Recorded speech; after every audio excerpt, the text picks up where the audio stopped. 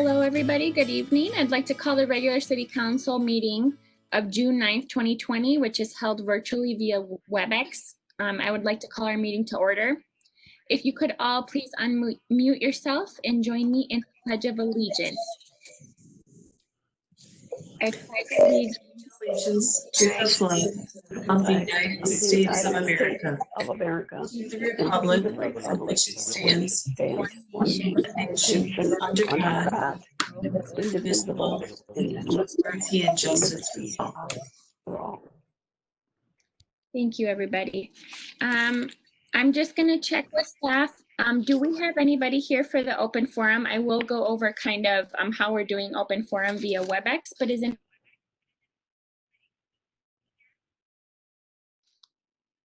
Mayor, we have not received any submissions for the open forum. If you would like, you can either go through that process or I can as well. It's up to you. Sure. Why don't you do that, Kelly? If you could walk us through, that'd be great. Thank you. Sure. We do have directions up on the Richfield website. So to submit comments for our open forum for things that are not on the agenda for that meeting, you can either send an email to myself at kwyn@richfieldmn.gov, or you can call my office line at 612-861-9711. And if you leave a message, please have your full name and your phone number so I may return your call. And then the agenda or the item that you would like submitted for the open forum. Thank you.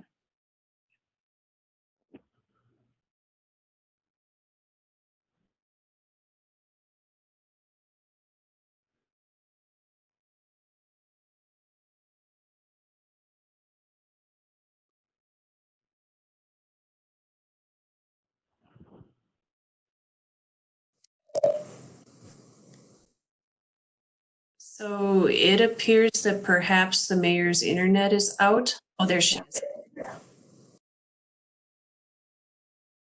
Mayor, we lost you for a bit. Your internet connection was weak.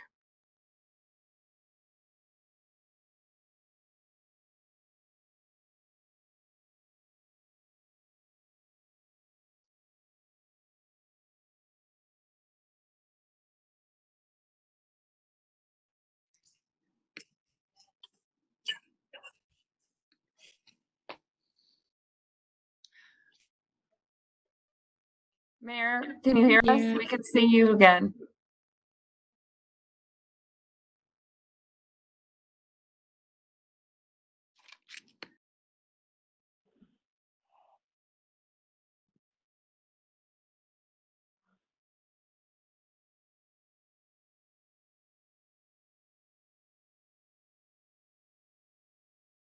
I can hear you.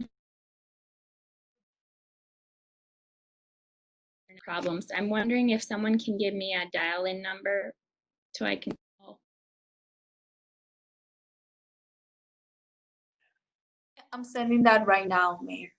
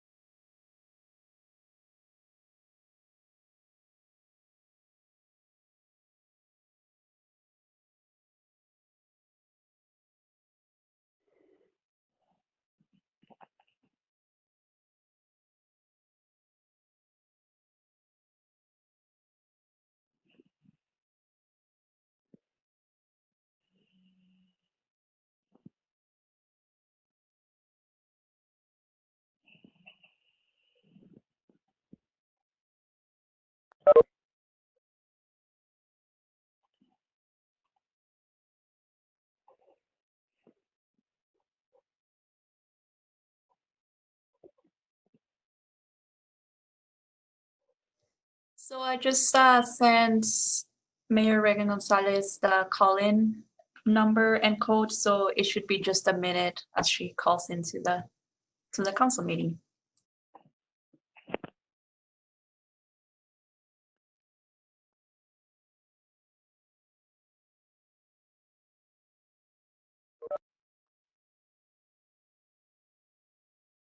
Hello? Hello? Hi, yes, we can hear you. Okay. Sorry about that. I am having internet problems. So was Kelly able to go over the forum process for folks? Yes, she was able to. Great. Thank you so much. And seeing as there's nobody here for the open forum, the next item on our agenda is the approval of the minutes of the City Council work session of May 26, 2020, and the City Council meeting of May 26, 2020. Supple, so moved. Simon Trotman, second. Thank you. The motion has been moved by Councilmember Supple and second by Councilmember Troutman. Analyst Martinez Gavinia, could you please take the roll call vote? Yes. Mayor Reagan Gonzalez, Aye. Councilmember Supple, Aye. Councilmember Trotman, Aye. Councilmember Garcia, Aye. Councilmember Whalen. Aye. We have 5 ayes. Thank you. The minutes have been approved. The next item, we have 3 presentations tonight. Our first presentation is the Water Smart Kickoff. And let's see here, 1 second.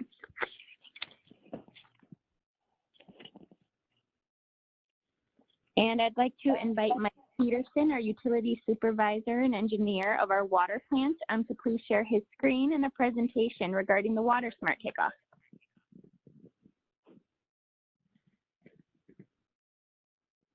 Can everybody hear me okay? Yes. We'll go ahead and share my screen here.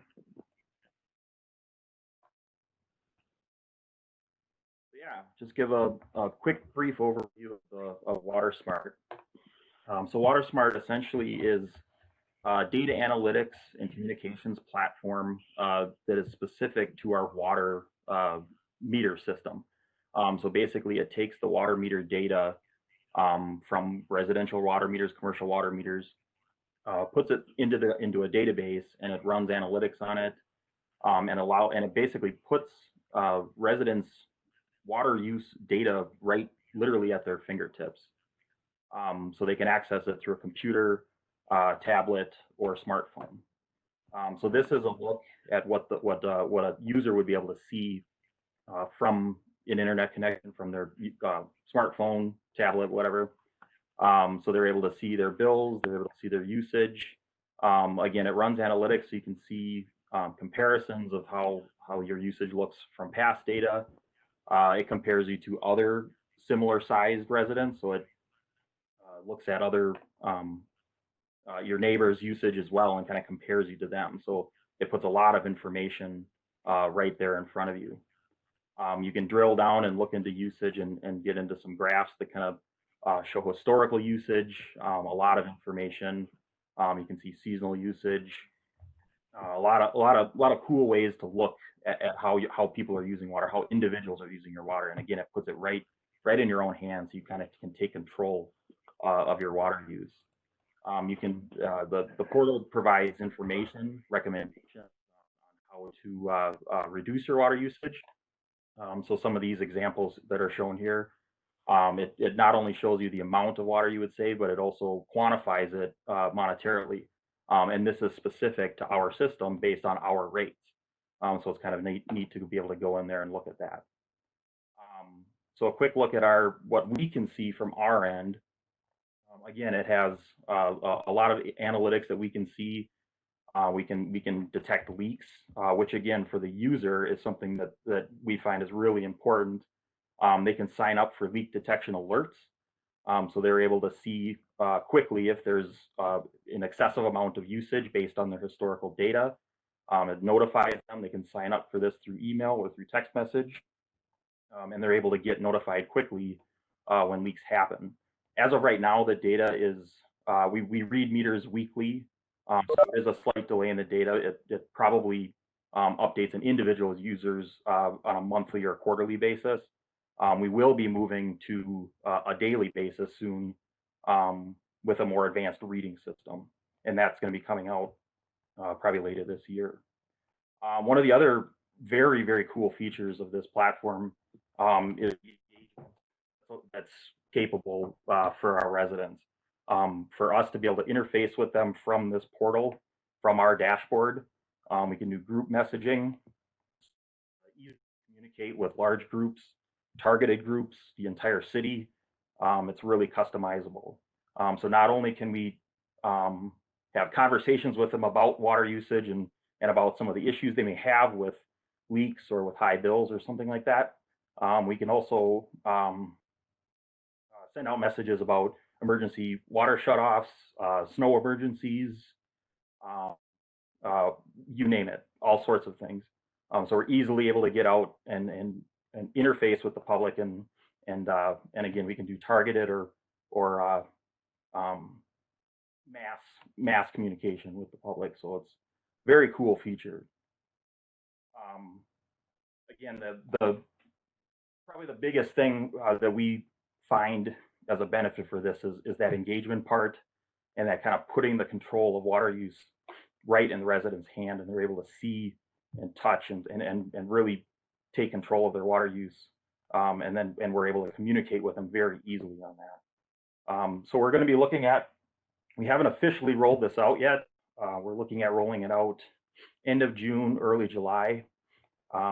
We already have a couple of tech savvy residents that have found the portal and have been able to sign up. So they can sign up through email, text messages, all of that stuff. So yeah, we're looking to roll it out kind of end of June, early July, and try to get as many people as we can signed up, and we'll be off and running.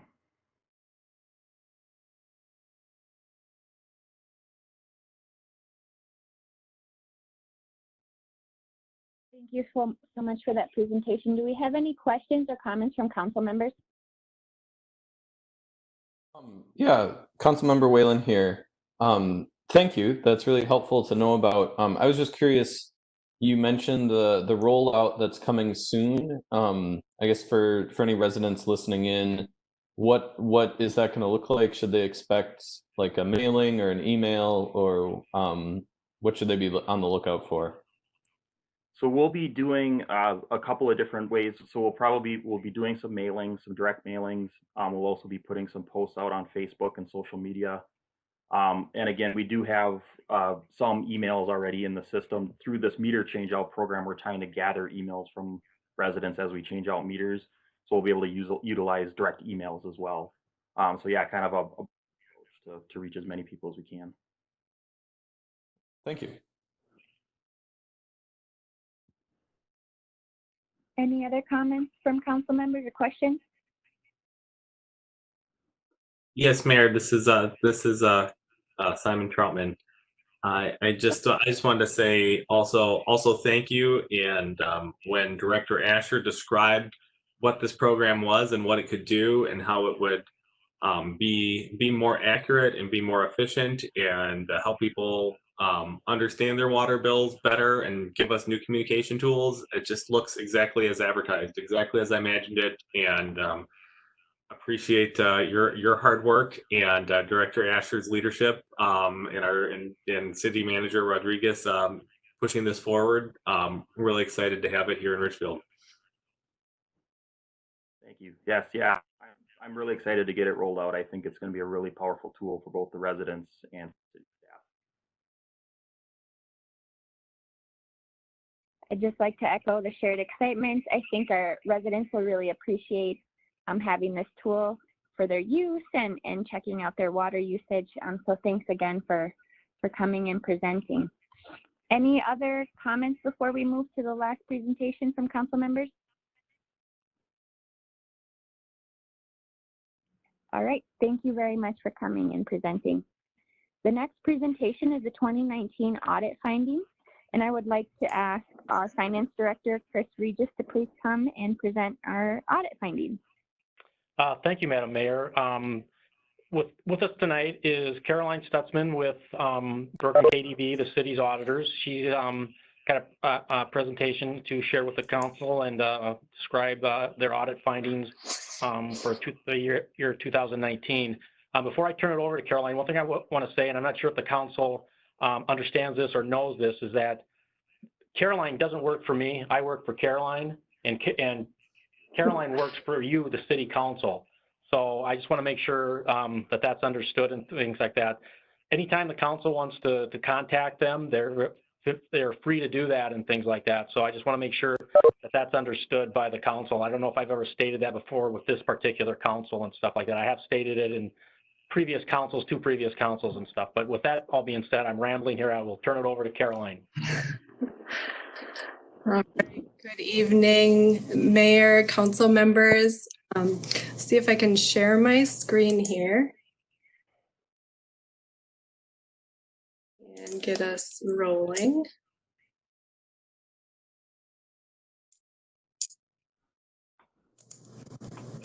There we go. Hopefully it comes up. All right. Everyone see that okay and hear me okay? Perfect. All right. Well, the main reason that you ask us to work with you, ask Bergen KDV to work with you, is to provide an opinion on your financial statements. That opinion is housed within the independent auditor's report, and actually even before the opinion is stated, both management's responsibility as well as our responsibility is outlined.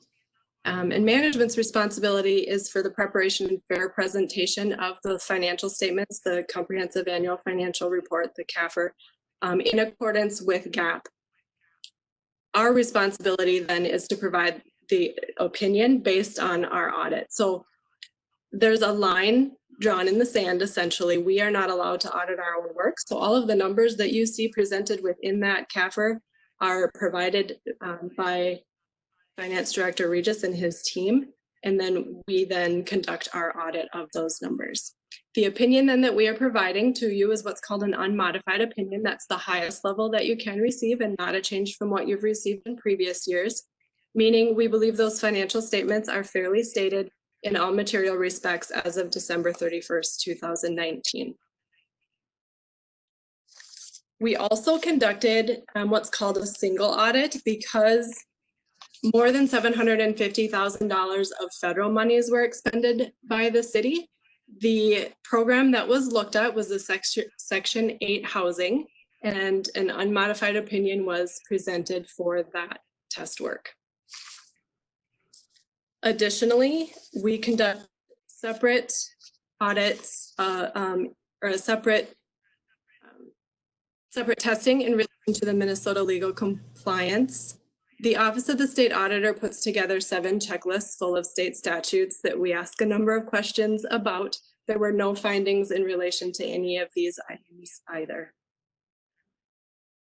So with that, I'd like to dig into some of the results for the 2019 calendar year, fiscal year, beginning with the general fund.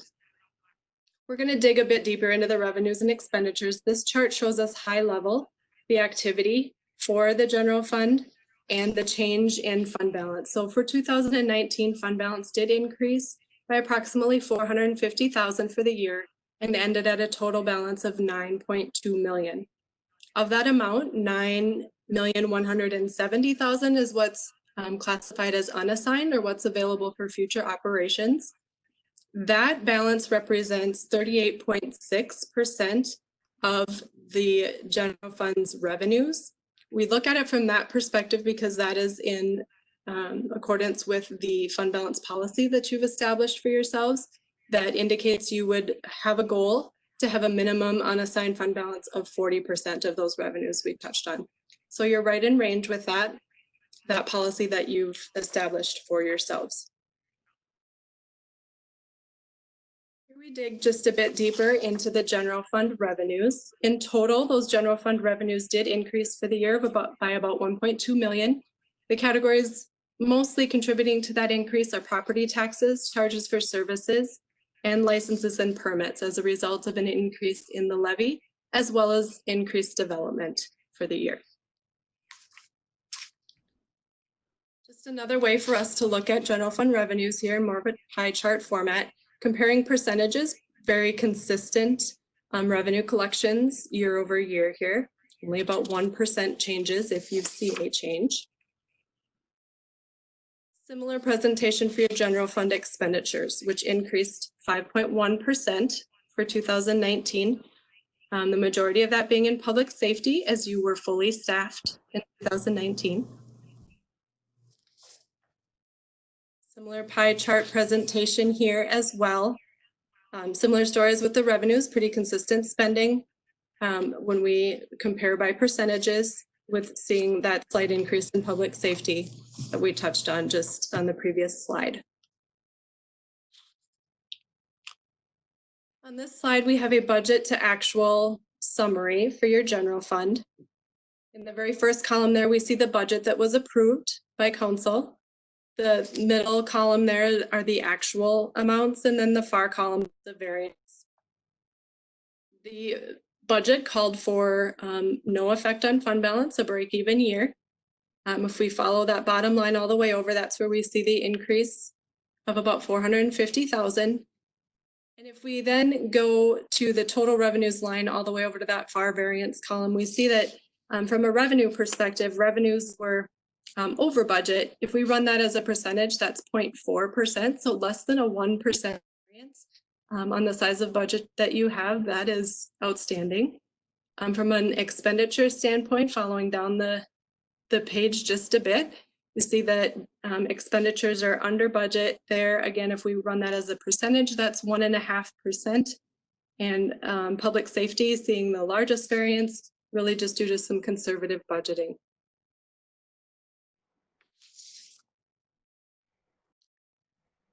Here we have tax capacity, the levy, and then the tax capacity rate. Tax capacity increased by 12.5% in 2019. The levy increased by about 5%. The impact of that activity, as well as the decertification of 2 TIF districts that the city has, led to that decrease that you're seeing there in the tax capacity rate. Shift gears just a bit from the general fund into your enterprise funds, and we begin with your liquor fund. This chart shows sales, cost of sales, and then operating expenses. So sales increased 9.7%, cost of sales increased about 9.2%. There you had some remodeling that was happening in the stores in the previous year, so that is the reason that you're seeing the increases in 2019. And the impact of that, the bottom line there, is the gross profit percentage. So the impact of that activity shows that for 2019, you did experience an increase in that gross profit percentage in comparison to 2018. We include some other neighboring cities as well as the metro municipal average as comparison purposes. City of Richfield is in the middle of the cities and the average that we have presented here.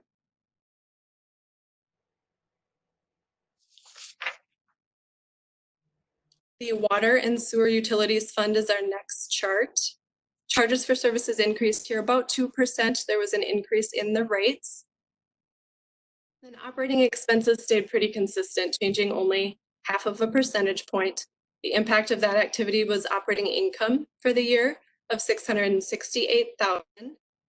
And that is including covering depreciation expense. So that is the gray bar that you see there. If we were to factor out depreciation expense, which is just a gauge to analyze if your operating costs or your operating revenues, your charges for services are sufficient to cover all of those operating expenses, including that depreciation, which is a means to set dollars aside for future replacement of those assets, you are covering that. So that's the comparison of the purple and the gray. They're both above the line.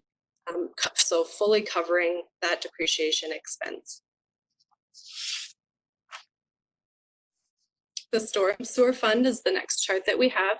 Charges for services increased here about 3.4% as a result of an increase in the rates as well as development. Then operating expenses increased with some additional professional service costs, The results of the activity of this fund was operating income of about $62,000. So again, we're seeing both the purple and the gray lines above the line there, most notably that gray. So fully covering depreciation expense as well for this fund. the last couple of slides that we have here take a look from a more high level perspective. So this is all of your governmental funds. And the first chart are, this is your revenues per capita. So again, all governmental funds, revenues per capita. And we not only have the city of Richfield's data, but we also have some comparative data for 2018 based on various population size. Few items of note here. In total, governmental revenues per capita did increase for the year. Similar story to what we talked about in the general fund is that you're seeing those increases in the property tax line, and then also licenses and permits with that additional development. One thing of note when you compare your city to some of the statewide average information, or the statewide data information, I should say, is that the city of Richfield has few special assessments. So as a result of that, if you compare the special assessment line and the property tax line, you see special assessments being lower for your city compared to the statewide information, and property taxes being a bit higher for that reason. We have similar information on the expenditure side of things here then. So this last chart is all governmental funds, and then expenditures per capita, excuse me. So governmental expenditures per capita did increase. The current expenditures increased as a result of the mill and overlay project costs. And then debt service expenditures increased. There was a bond refunding that occurred during the year. So that's the reason for that increase.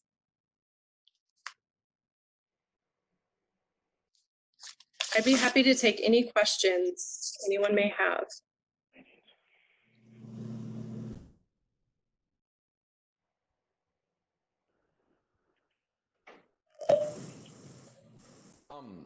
Councilmember Whalen here. Not sure if now would be the appropriate time for a question about the CAFR, or if that would be more appropriate at the agenda item toward the end of the meeting. Probably more of a question for Director Regis. We can do it now if you'd like. I know it's the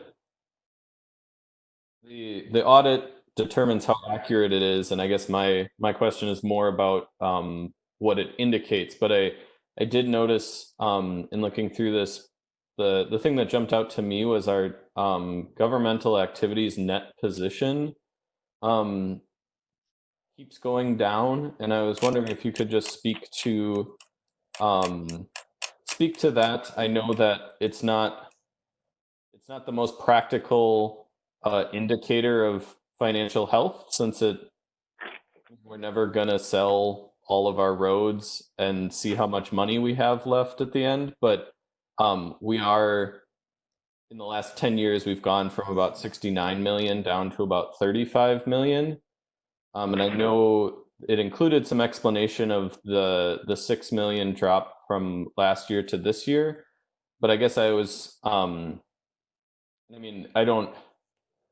guess I'm not looking for the exact details of projects or changes or depreciation that caused that. I guess I was just looking for more of a big picture, kind of how important is the net position as an indicator of our financial health as a city, and should we be concerned that it continues to go down like that? Could you tell me, Councilmember Whalen, which table you're looking at, which schedule? Yeah, let me find that again. It was in the statistical section. Schedule 1? Maybe. That shows the total primary government net position. It has gone down from 2010 at 93 million. Now it's down to 61 million. Yeah, I was looking primarily in the governmental activities. I think that's the same page, but one of the top sections that that specifically had gone down from 69 million to 35 million.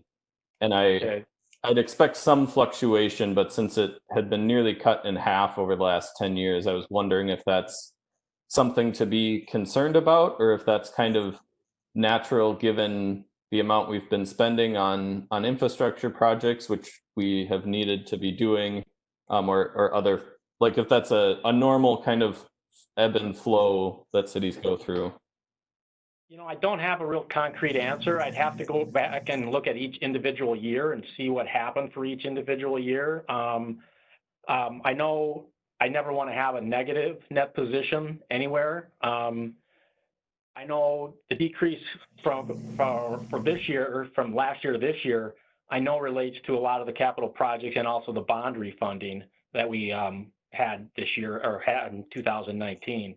We spent out a lot of money in 2019 for four capital projects, and the funding for those projects really didn't arrive until 2020 for most of them. So that's one issue. And then we had the bond refunding where we received the refunding bonds in 2016, but we didn't refund the bonds until 2019. So there's a big deficit there in those bond funds. If you look at Schedule 4 in the government-wide, or the statements up front and stuff, and the basic financial statements. So like I said, I'd have to go through and look at each individual year to see why the fluctuation occurred and things like that. I'm sorry, I can't give you a better answer than that, and I will do that. Okay, well, thank you. That's good to know, and yeah, we can follow up for more detail. Thank you, Councilmember Whalen. Other comments or questions from council members? Councilmember Supple? I wanted to first of all say thank you, because I remember last year when we got the audit report, we said we wanted more detail, and I thought there was much more detail this time, and I appreciate that. And also thank you to the staff for putting CAFR together. I don't know if the general public knows, but that's like a 220-page document that goes over all of the facts and financial statements and statistics and explains everything. And I thought it was very well put together, because I know with the audit, it's really important to have internal controls to make sure that we're cross-checking each other, to make sure that everything is being run efficiently and done correctly. So I just appreciate all the detail on that, and the internal controls and all the things that were done to make sure that they were up to snuff. So thank you. You know, I want to, this is Garcia. I wanted to look over the documentation a little more carefully, because it's really hard to not have that in front of me and to be able to figure it out in my head. So I will look it over, and then I will call Director Regis if I have any questions.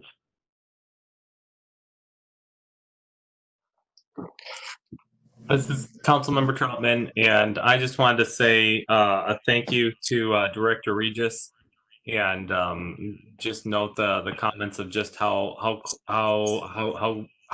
close and within budget we were, because of your careful planning and the cash position that you've put us in, which has been a prudent posture that I think is really important now, as we just are in the midst of really challenging financial times. That I just appreciate your leadership and your thoughtfulness, and the confirmation of that in this good report. So thank you, Director Regis. Thank you. Thank you. Thank you, Councilmember Troutman. Sorry. Thank you, Councilmember Troutman. I'd just like to echo the thanks that the council has given to Director Regis and to our entire finance department, because it takes a whole team under your leadership, Director Regis. And every year with these audits, the community members can see what we are spending our money on. I'm channeling our former council member, Mike Howard, who would say it's the bread and butter things like our roads and infrastructure that we are really investing in, and that we keep a pretty lean budget. And as Councilmember Troutman said, always with great financial prudence and stewardship. So thank you, Director Regis. Please pass along the thanks to all of your staff as well. And thank you for another great audit report back to us. Thank you. I will pass that on.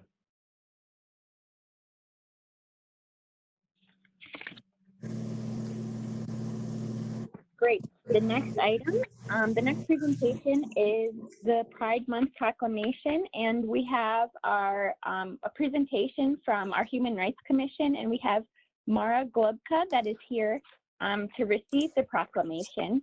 So welcome, Mara, and I will read the proclamation, and then I'll ask Mara to share a few words. So, reading the proclamation of the City of Richfield, whereas Pride Month is a positive stance against discrimination and violence towards individuals who identify as lesbian, gay, bisexual, transgender, queer, intersex, and asexual, LGBTQIA, and celebrates sexual and gender identities. And whereas the City of Richfield City Council and staff identified celebrating diversity and being equitable as core values, recognizing that our diverse culture is one of our greatest strengths and assets. And whereas the month of June was chosen for LGBTQIA Pride Month to commemorate the Stonewall riots, which occurred in June 1969 and became a catalyst for the LGBTQIA rights movement. And whereas LGBTQIA people have made and continue to make great and lasting contributions to the City of Richfield and to the greater community. And whereas while the LGBTQIA rights movement has achieved great progress, there remains more progress to be had. And whereas the Richfield Human Rights Commission supported this proclamation at its May 5th, 2020 meeting and recommended that the City of Richfield City Council do the same.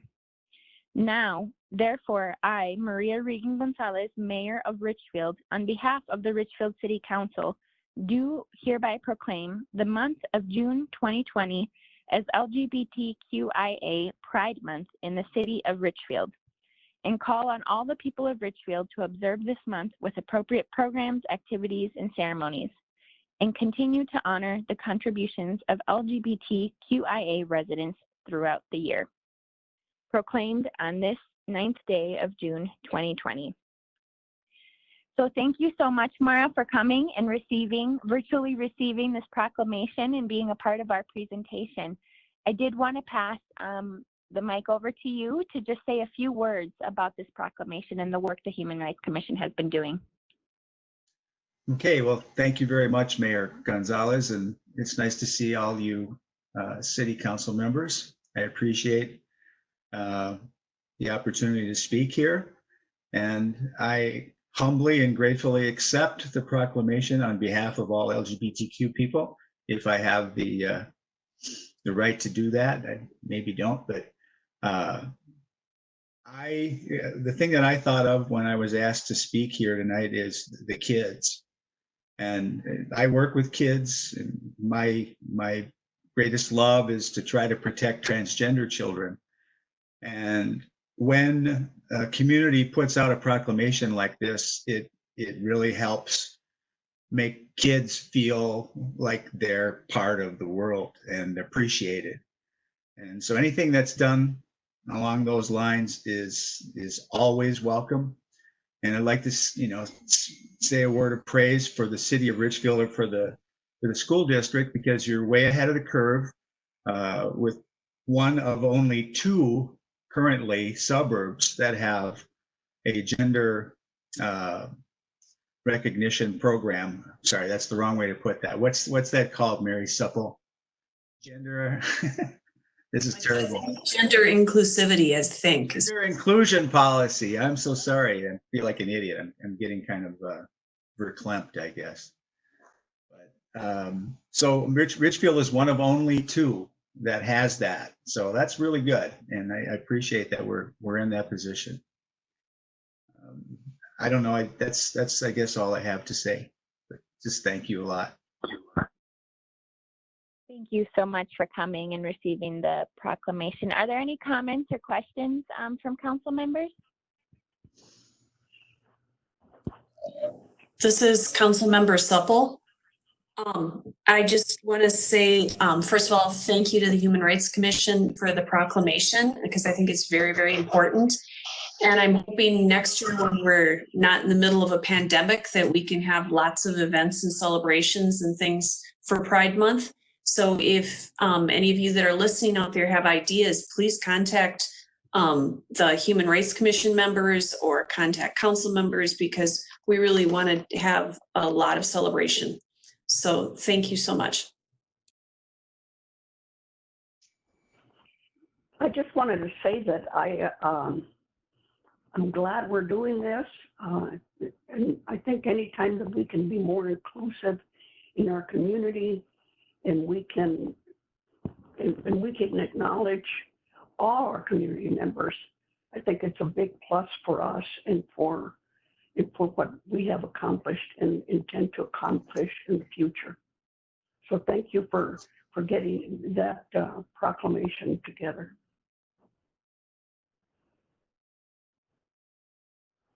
Councilmember Whalen here. I just want to say I really appreciated the proclamation as a whole, the effort as a whole, but the wording about how much progress has been made, but there's still more progress to be had.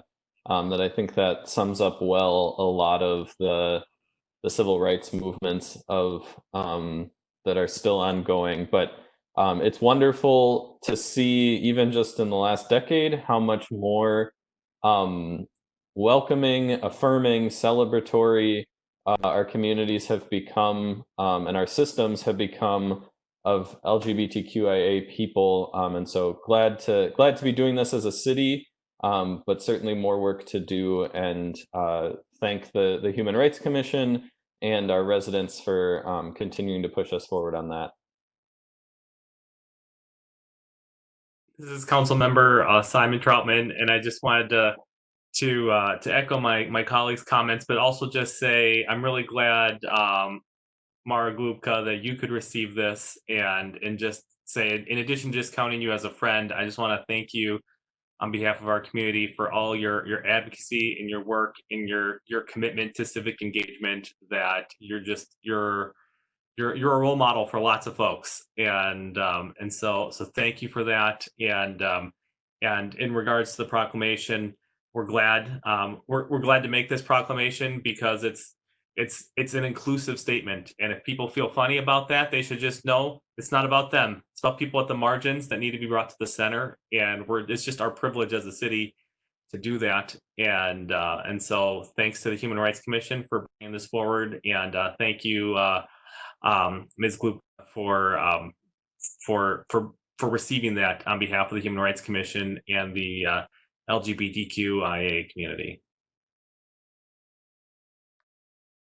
I would like to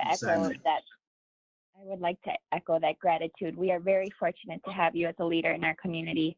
And, you know, I hope that we can continue to grow the community building in our city around all different groups and issues. And I hope that we do have not just a proclamation, but we also have several activities that we can support in any way that we can be supportive in volunteering and contributing and lifting those events up that are led by the community. We are here to be supportive and to do that. So thank you, Mara, for your leadership in our community. And I really look forward to supporting more events in Richfield. Thank you, everybody, for your kind words. And again, it's an honor to be here. I love you all. Thank you, Mara. We love you back, Mara. Thank you.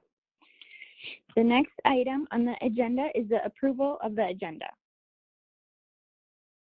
I move the approval of the agenda. This is Simon Troutman.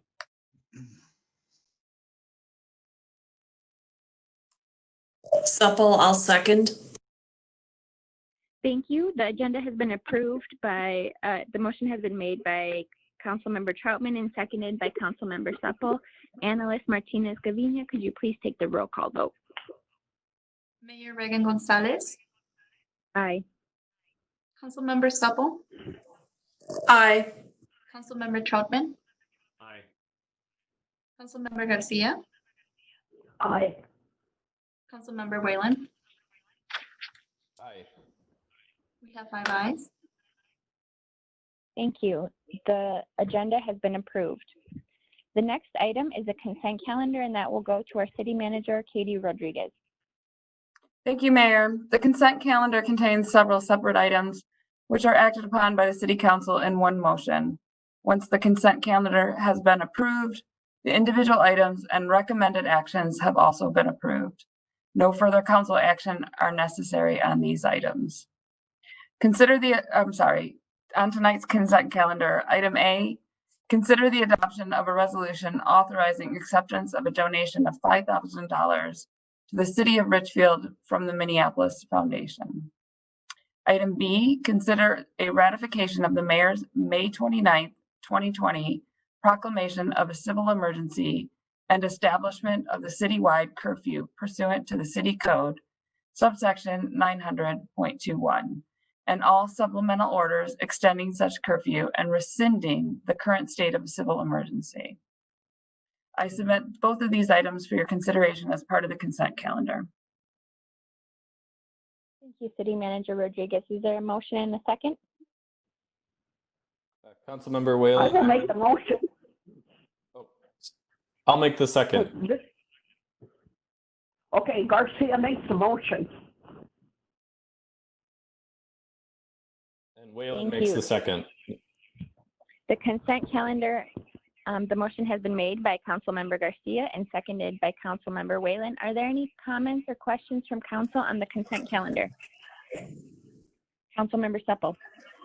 I just wanted to remind people to fill out their census if they haven't, because the first item was funding to get more people to fill out the census. So if you haven't already filled it out, please send in your census.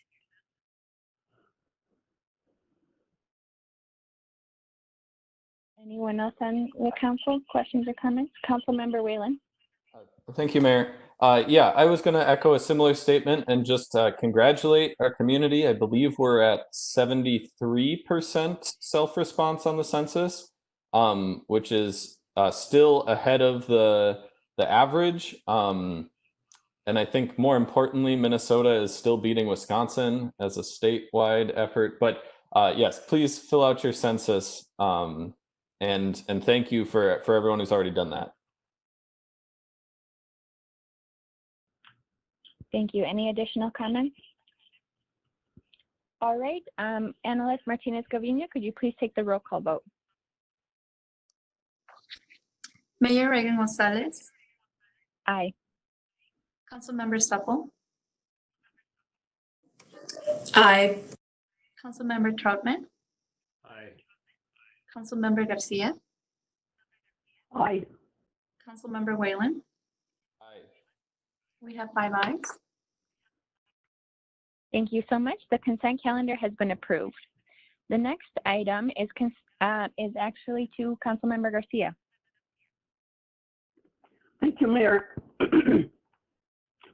This item that we're considering tonight is the approval of the first reading of an ordinance rezoning property on the northeast corner of Lindale Avenue and 64th Street, which will be 6345 Lindale Avenue South and 664th Street West.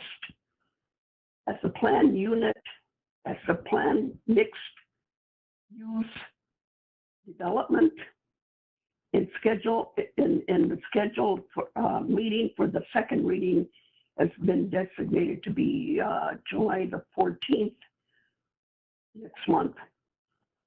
North Bay Company's developer submitted land use applications for a planned unit development consisting of a new 5-story 82-unit building on 64th Street and renovations to an existing 22-unit building at 6345 Lindale Avenue South.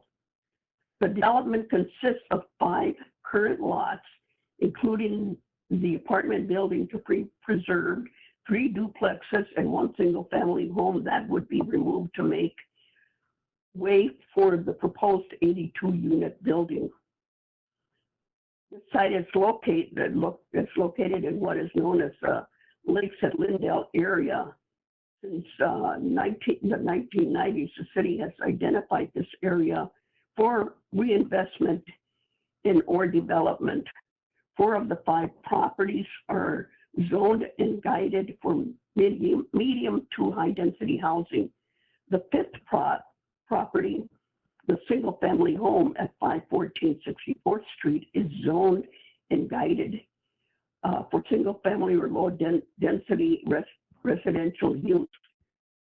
The developer is requesting an amendment to the comprehensive plan and zoning designations of the site, requesting that the guiding district be changed to mixed use in the planning.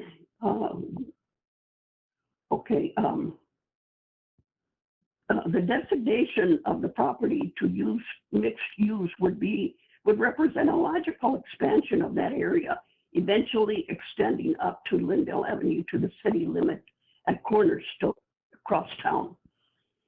As envisioned by the Lakes at Lindell plan, the intent of the mixed use category is to create a vibrant, thriving city center.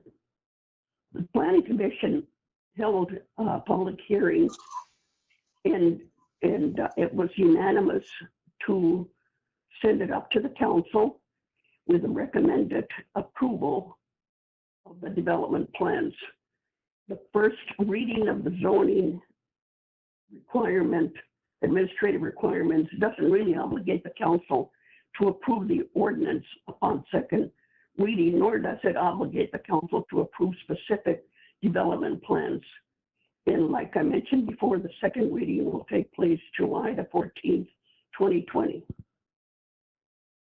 And staff, I don't know who's there from staff. Thank you, Councilmember Garcia, Madam Mayor, and council members. As exactly as Councilmember Garcia said, this is the first reading. The second reading would come back to you on July 14th. And, really the purpose of the first reading is to hear any questions you might have. Not that we would necessarily answer them tonight, so that we would be prepared and the developer would be prepared to answer them at the second reading.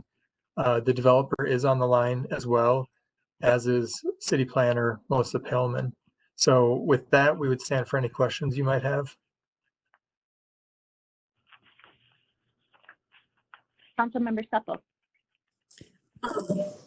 Mr. Stark, can you go through like the timeline on this? Is this going to come before the HRA at all, or is it going to only come back for the second reading? I know at the Planning Commission, there was a robust discussion about parking and some of that kind of stuff. And I was just wondering what the whole procedural timeline is. Thank you. Sure.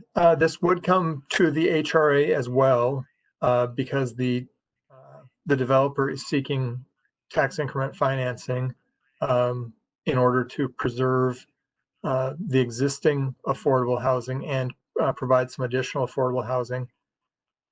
And then, as we said, it would come back to the City Council on July 14th. Really, though, that would be it. I think a lot of the discussion at the Planning Commission about parking was not necessarily specific to this project. I know at least one, maybe two Planning Commission members feel that the city's parking standards as an entirety don't require enough parking in multifamily situations. I'm not sure if that sentiment is shared beyond one or two planning commissioners. We do have our staff and city council goal setting coming up, and if that was something that council members felt strongly about, the parking issue is something that could be put on our prioritization list going forward.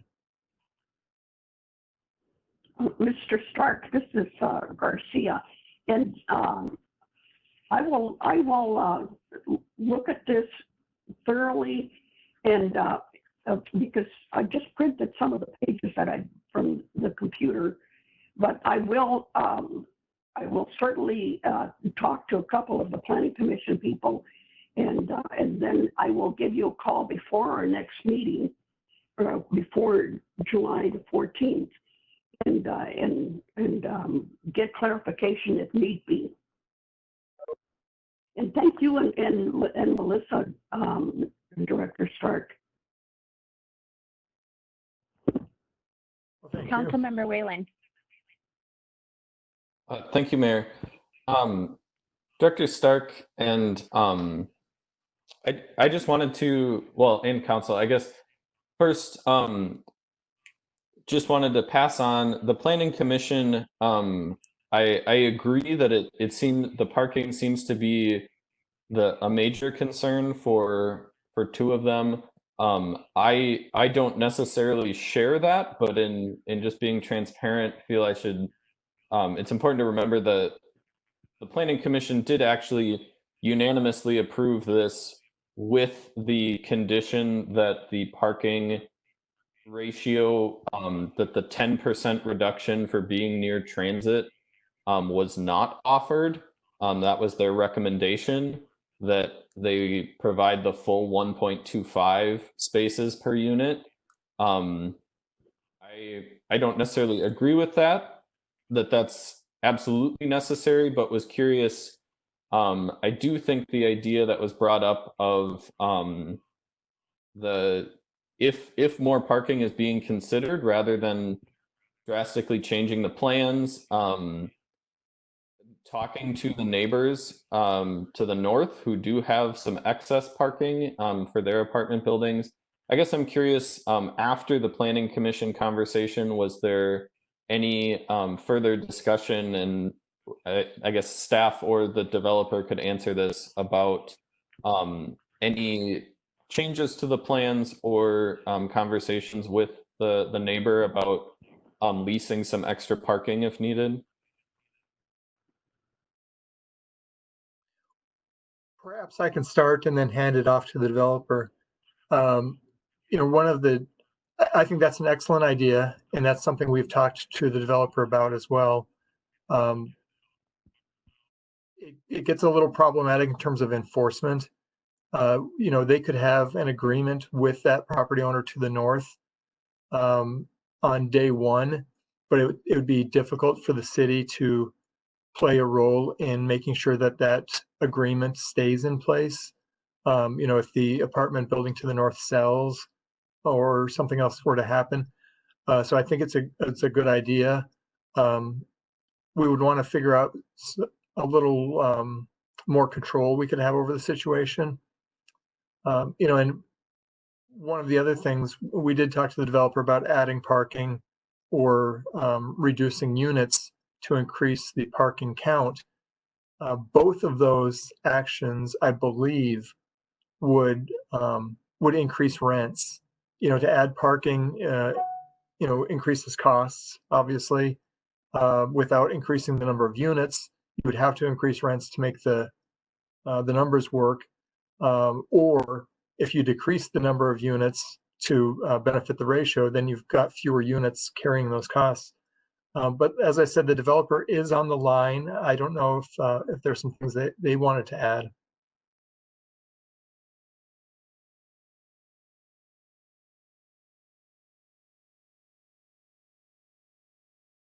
And we may have lost them. I'm not sure.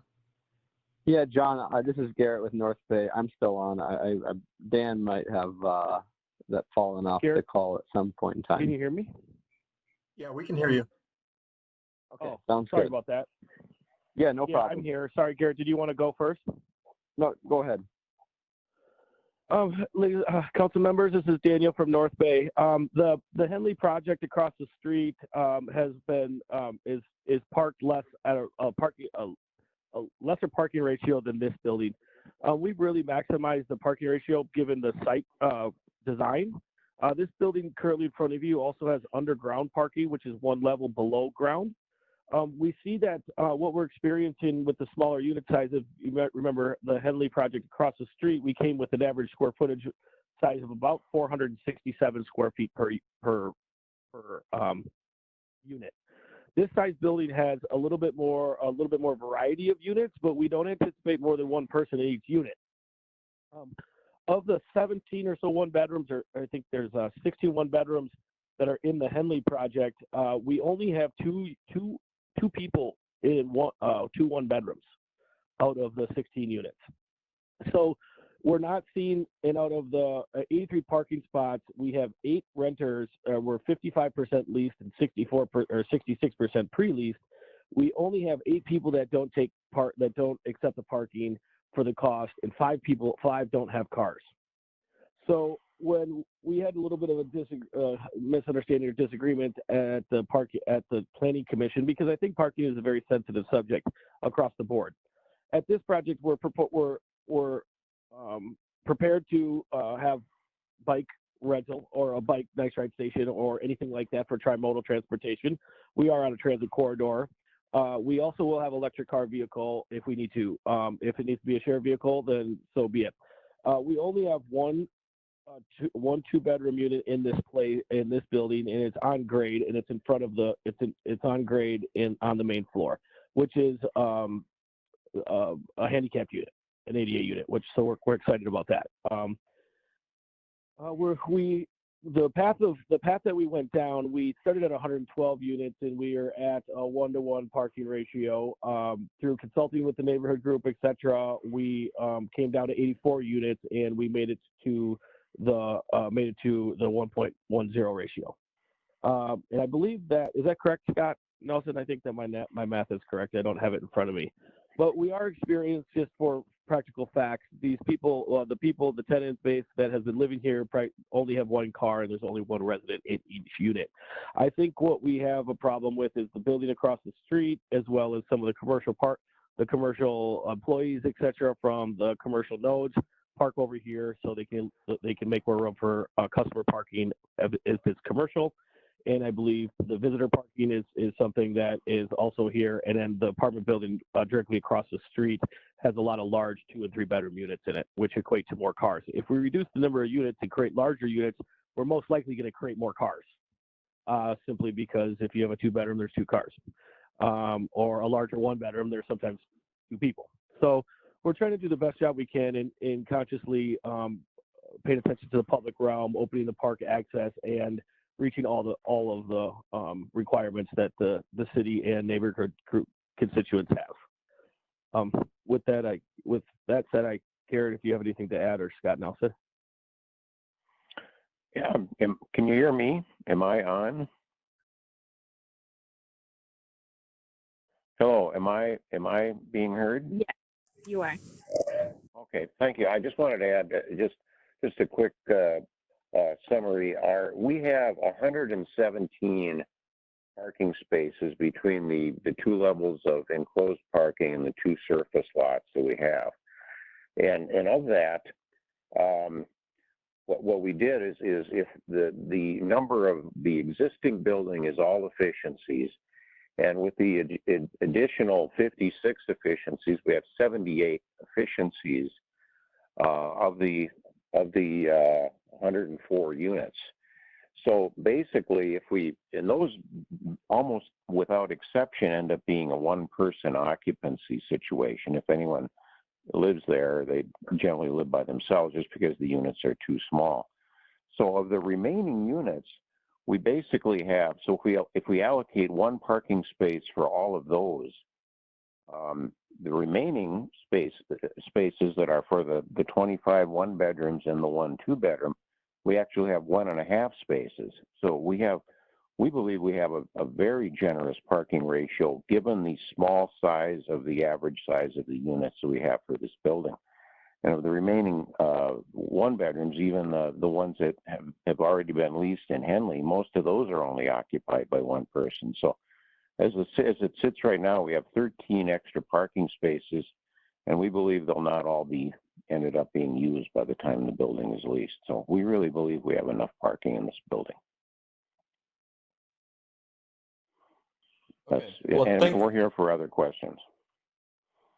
Thank you. I didn't necessarily mean to take us down that much of a rabbit hole, but thank you for the thought you've put into that. The other thing I'd say that I don't know that the timing will match up exactly, but to any of the neighborhood residents who are listening or watch this later and are concerned, I mean, as Director Stark said, or maybe it was one of the developers, but about the general parking concerns in that area, our meeting 2 weeks ago about the reconstruction, eventually Lindale will have some on-street parking as well. But I also wanted to say and sorry I'm taking up a lot of time, but I do really appreciate the affordable units, the fixing up the existing units. I think those are great. I think I was a little disappointed to hear at the open forum or the public hearing at the planning commission meeting, some of the neighbors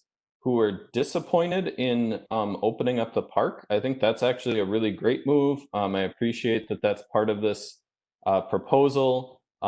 As I believe, I can't remember if she was there or if had just addressed this earlier, but our recreation services director, Markle, talked about how that actually helps make the park safer, having multiple entrances and more of a through pathway, in addition to just making it more accessible to neighbors.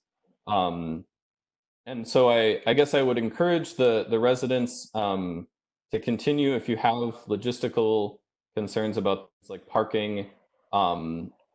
Great, let's talk about that, but also just some of the negative stereotypes about what happens when there's more renters in a neighborhood is a little disappointing. And I guess I hope we can continue to move past that and recognize that that renters are your neighbors the same as your other neighbors, and that that we can find ways to welcome them into communities and not think we need to be afraid of them. So that's all I have to say. Director Stark? So I just want to add one final point on the parking. Before the second reading, Melissa and I will be consulting with City Attorney Teachin on the amount of discretion we have on the reduction for transit and other kinds of uses, given the fact that we've kind of set precedents in this area of providing that reduction to other similar developments. My suspicion is that you have a great deal of discretion, that the fact that you've granted the reduction in other places doesn't necessarily hold you to granting that same reduction here. But again, that's something I don't think we're going to solve tonight, but we will have discussed with Mary prior to the July meeting. Thank you. Any other additional comments or questions from council members? Great. Would someone like to make a motion in a second then? I will move to approve a first reading of an ordinance that amends Richfield Zoning Code Appendix 1 to designate lots 3 through 8, Block 5, Lindell Oaks Edition, to be replatted as Lot 1, Block 1, Henley 2, as planned mixed use. Councilmember Whalen, I'll second. Thank you. The motion was made by Councilmember Garcia and seconded by Councilmember Whalen. Any last questions or comments from council members? Okay, Analyst Martinez Gavinia, if you could please take roll call vote. Mayor Reagan Gonzalez. Aye. Councilmember Stoppel. Aye. Councilmember Troutman. Aye. Councilmember Garcia. Aye. Councilmember Whalen. Aye. We have 5 ayes. Thank you. The resolution has been approved. Thank you everyone for coming. Thank you to the developers for coming and talking more about the parking issue and answering our questions. Thank you. Have a good night. Thank you. Have a good night. The next item goes to Councilmember Troutman. Thank you, Mayor. The next item is the receipt of the City of Richfield Comprehensive Annual Financial Report, or CAFR, for the fiscal year that ended December 31st, 2019. As required by state law, all general purpose local governments must be audited in accordance with the U.S. generally accepted auditing standards by a firm of licensed certified public accountants. In addition, state law also requires that local governments publish within 6 months of the close of each fiscal year a complete set of financial statements presented in conformance with U.S. generally accepted accounting standards. Accordingly, the the city's auditing firm, Bergen KDV Limited, has completed the annual audit of the city's financial records and has issued an unqualified opinion on those records for the fiscal year that ended December 31st, 2019. The financial statements will be published locally and submitted to the state of Minnesota and the Government Finance Officers Association. Therefore, the staff presents to City Council the comprehensive annual financial report for fiscal year ended December 31st, 2019.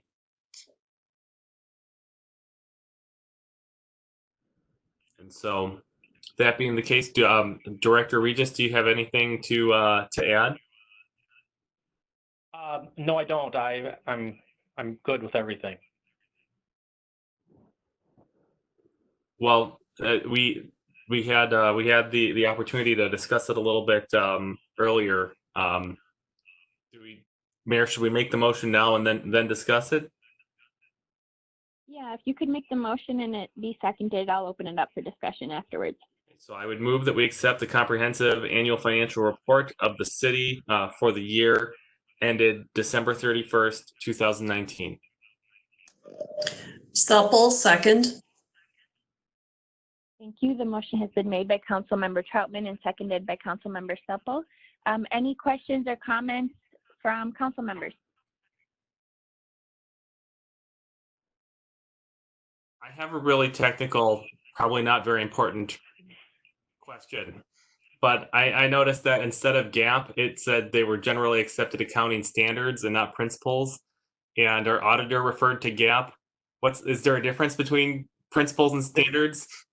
Yeah, the auditors they have generally accepted auditing standards, so they have to follow the standards, but they also kind of uphold the generally accepted accounting principles. So it's kind of a double-edged sword. So they have standards, but I feel both edges of it. They have standards, but uphold their principles? They follow the principles at the same time, yes. They have standards of auditing standards, and then the principles kind of oversee the entire process and stuff. Thank you. And I suffer through both of them.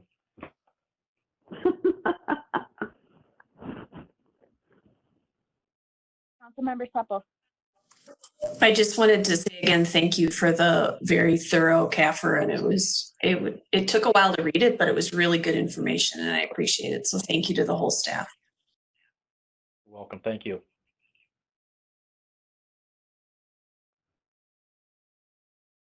This is Mayor Regan Gonzalez. I also just want to once again thank you, Director Regis, and to your whole department for always preparing this every year for us, but also just reminding, there was a few really good highlights as I was reading through it to remind people of in the report. So Richfield, as we know, is largely residential tax base, and we have no space open for development. Really what we have available is large residential tax base and then areas for redevelopment. So again, I want to highlight the need and the importance of being able to diversify our tax base in Richfield because we have such little to work with, and it's heavily leaning on our residents. So we always want to make sure that we're looking at those commercial areas, maximizing what we can get out of that because we don't have much to work with.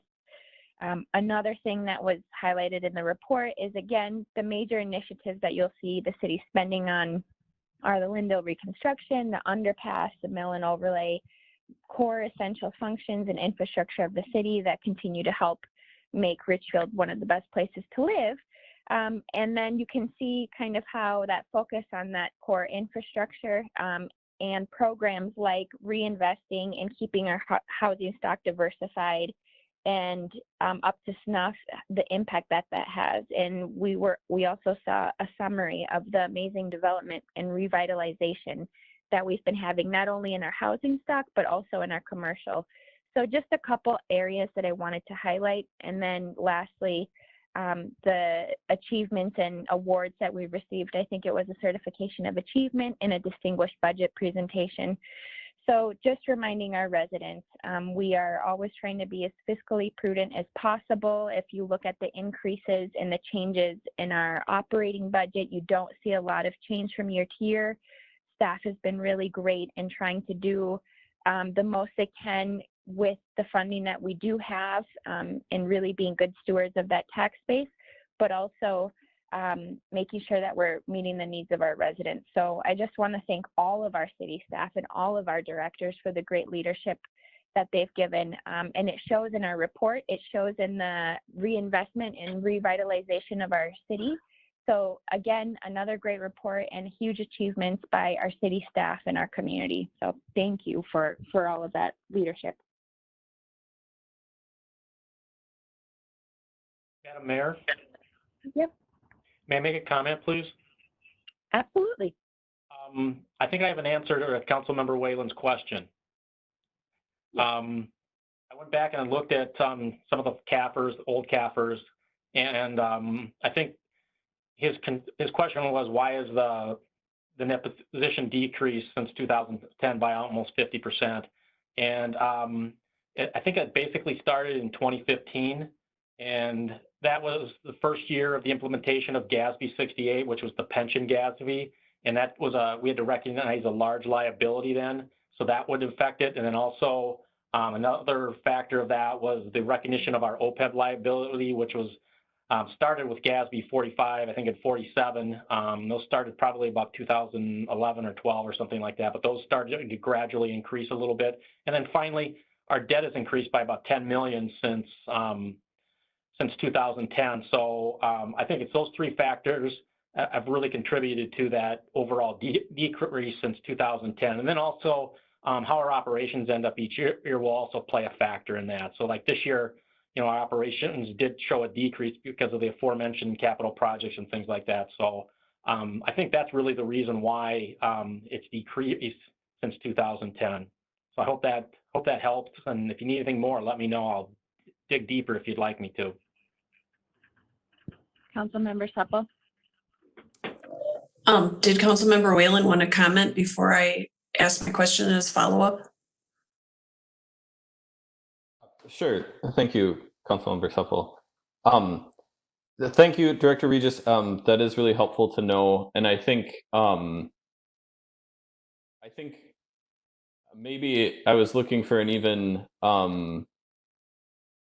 I guess there's so much I hear all the time. It's why you're getting so many thanks. I hear all the time about how we're in such good financial position. We're saving. We're preparing for things. We get all these awards for good reporting and everything, and continue to get. So I guess I'm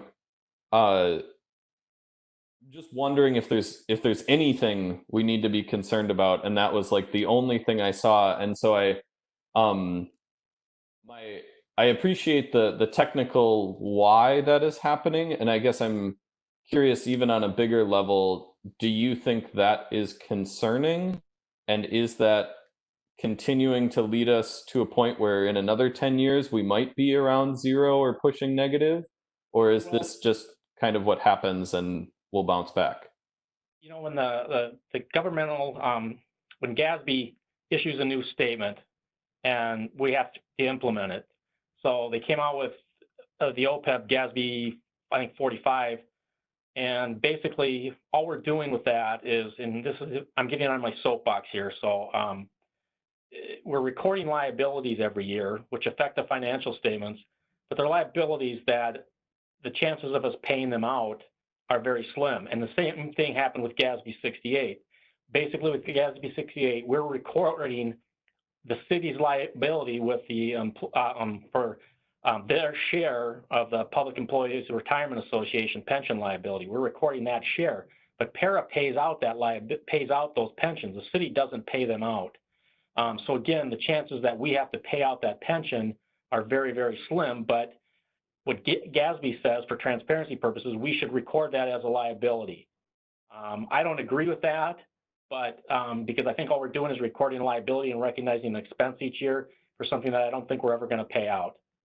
So, but I'm required to do that by GASB, and I'll continue to do that, and the auditors will make sure I do that and stuff. But I don't know if that helps answer your question, but I think those are some of the biggest things going on right there.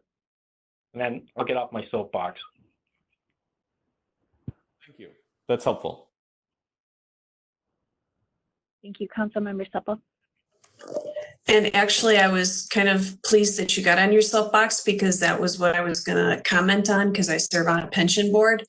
And a lot of the GASB stuff comes out as kind of an artificial statement, and it causes a lot of volatility in financial statements that don't really affect what's happening in the governmental unit. So thank you for explaining it, and I'll just end it with that. Thank you. Any other additional comments from council? Okay, Analyst Martinez Gavinia, if you could please take roll call vote. Mayor Reagan Gonzalez. Aye. Councilmember Supple. Aye. Councilmember Troutman. Aye. Councilmember Garcia. Aye. Councilmember Whalen. Aye. We have 5 ayes. Thank you. The action has been approved. The next item is the city manager's report. City Manager Rodriguez. Thank you, Mayor. Mayor and council members, I was going to, I've got a number of updates. So what I'd like to do is ask Analyst Martinez Gavinia first to give an update on the census. Then I'll give an update on our COVID mitigations. And then I've asked Chief Henthorn to join us to give you an update on the tragic death of George Floyd and the unrest that followed and some of the questions that have arisen out of that. So, Analyst Martinez Gavinia, if you could just give a brief update on the census. Thank you, City Manager Rodriguez. And as we had mentioned earlier, Richfield as a whole is doing really great. As mentioned, we are at 73.5%. However, it is important for us to look deeper into some of the tracks, especially in Richfield in the 2010 census. We did have 2 tracks that were labeled as hard to count or HTC tracks. And I have been tracking those 2 tracks.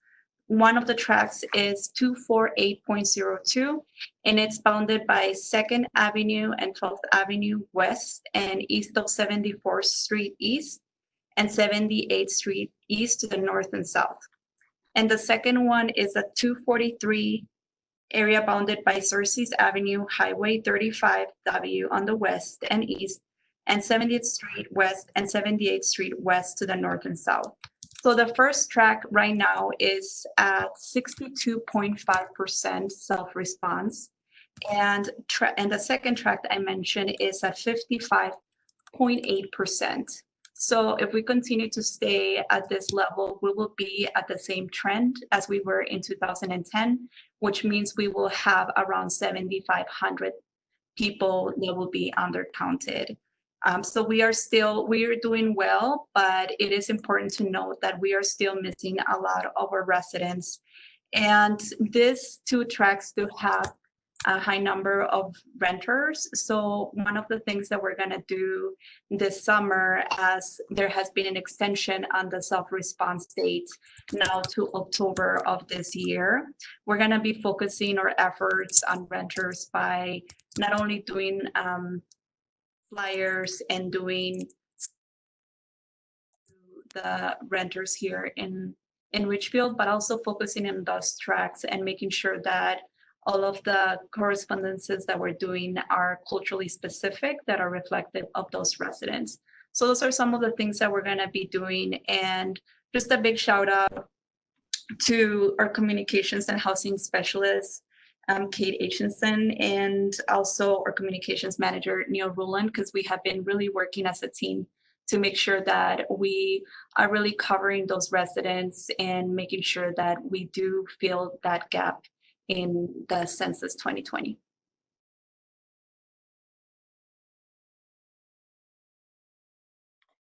Thank you. And so I'll just give a brief update on our COVID mitigations. Probably 2 of the biggest are that we now have motor vehicle services open. We've had long lines for folks that want to access it. At first, we were just letting 5 people in at a time. But now, because there were such long lines and there was terrible heat, we even had people out passing out water to folks. We have allowed 6 chairs inside. And that seemed to speed things up and the lines went down. So we're working on it. We're changing it on the fly. The other major development is that we opened our 4th liquor store, the South Lindale store in the shops. And they had 102 customers the first day, and they're eager for you to all visit because they've done some improvements to the store and they want to show it off. So, and then, as you know, the governor issued a new order and has, loosened things up a bit more. We're still adjusting to that. Based on the old order, we now have Sandy's up and running. They have outdoor dining. El Tejaban is approved and should be open soon for outdoor dining. And we have we're finalizing the application for Los Sanchez. For the summer programming for the farmers market, we're having Minnesota Department of Health come out and look at it to see if we can let more people in, because that also has had long lines. We're going to allow doubles in tennis and pickleball, so the pickleball lobby will be very pleased to hear that. Mini golf is going to open up. Adult soccer and youth softball has been canceled, and we're still working with the organizations on youth soccer and baseball and football. We're going to allow smaller shelters to be able to have rental, but not the larger shelters like Vets Park. And then we expect to have 1 sheet of ice completed and up and running on August 8th. And the pool, though, will continue to be closed because to get that up and running, it requires about a month's lead time, and trying to hire those folks and get that done is not feasible at this time.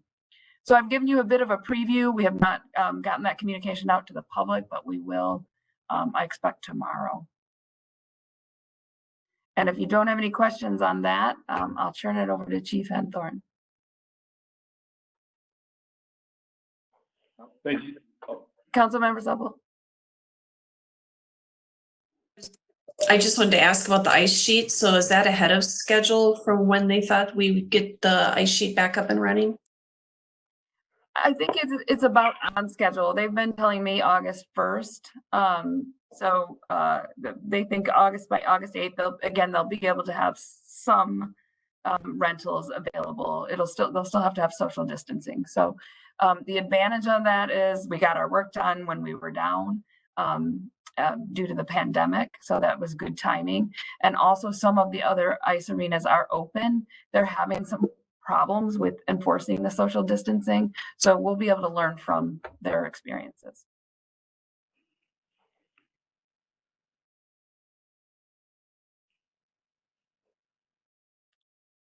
Chief? Thank you, City Manager, Madam Mayor, and the Council. I'll share with you my screen here. Hopefully it pops up. There you go. So the Twin Cities civil unrest situation, these are statistical summaries from our operational perspective.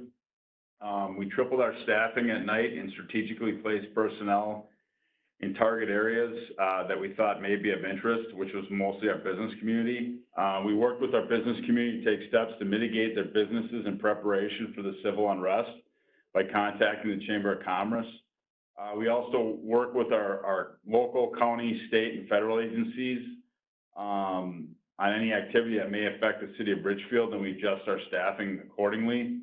We also work with the fire department on any type of response and security. If fire started, we also work with Dave Conrad's and liquor operations to take mitigation steps for the liquor stores. Worked with Neil Rulin and our public information officer, Lieutenant Brad Drainen, to keep the public informed using social media and through our Everbridge emergency notification system, and obviously working with the mayor and U.S. City Council members on the proclamation of civil emergency and also the curfew. We feel it was a total team effort for many facets of the city's operational plan to keep the city safe for over 12 days. The first slide here is our calls for service. Typically, we take 30 to 40 calls during the daytime. This is the 4-year call load from 17 through 2020. As you can see here, the calls for service roughly average around 40 to 60. In the first couple of nights of the civil unrest, we were taking approximately anywhere between 100 and 140 calls for service per evening. That's almost 3 to 4 times the number of calls for service that we have taken on any given time during the last 3 years. That's a surge in a call load that, due to the number of officers that we had on during that time period, and with the assistance of the curfew, which was very helpful, we were able to handle that much surge. Notable citizen calls, which was very helpful, getting the information out to our community by them leaving the lights on at night and also abiding by the curfew. We started to get a lot of citizen call-ins, which was very helpful to us. And these are just some of the statistics. Most importantly here, this area that's bold is over 269 calls on suspicious activity. A lot of those calls resulted in vehicles in the neighborhoods with no license plates, which was a typical method of operation for people to come into our community and try to do either burglaries or damage to properties. Notable officer-initiated activities, the time spent on extra patrol, suspicious activity, and traffic violation. Self-initiated field activity roughly is around 190 hours. This is where we started to see the surge, though, on some of the calls on the suspicious activity and also the disturbances and the commercial alarms. The first night I was here till 3 o'clock in the morning, and we had approximately 15 commercial alarms that first couple of nights. So that was obviously very busy for us. Our staffing level, which matches the activity level, the first couple of nights, even with the curfew, we had on approximately 30 hours, or 30 officers, excuse me, including our command staff running our communication and operations center. We then went back down to roughly 15 or 16 during the week as we saw some of the activity level drop. So as we saw the activity level drop, the intelligence that we were getting was not that suburban communities were probably going to be hit at that time. One impact, obviously, for this level of operation in civil unrest in a critical emergency, our officers worked approximately 734.5 hours of overtime, and the total cost for those 11 days to get through the civil unrest portion was approximately $46,244, which is approximately a third of our overtime budget for the year. We were tracking a little bit under our budget for 2020, and I haven't calculated this in as we're doing budget preparation to see what difference this will make in our overall public safety budget and the impact that it will have. So I'm open for any questions that you may have. Questions from council members. If you could just state your name and speak. I'm sorry, I'm having trouble again with my internet.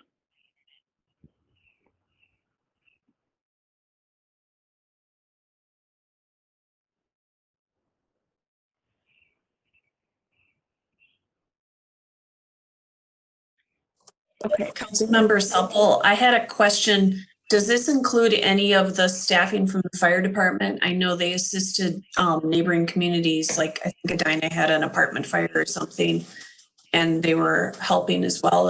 Are any of the fire's staffing statistics included in this? Councilmember Supple, no, it does not. This is just police officer staff.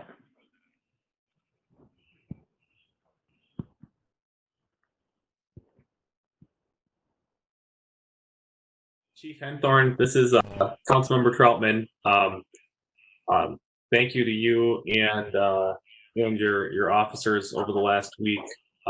We know they've had less sleep. I wondered if you had any insights that you could share publicly about the folks that were driving around without license plates.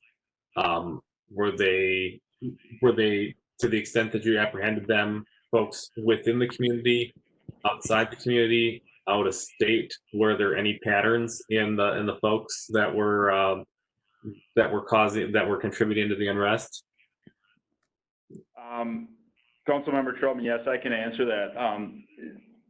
The majority of the people that we were stopping and IDing were not Richfield residents.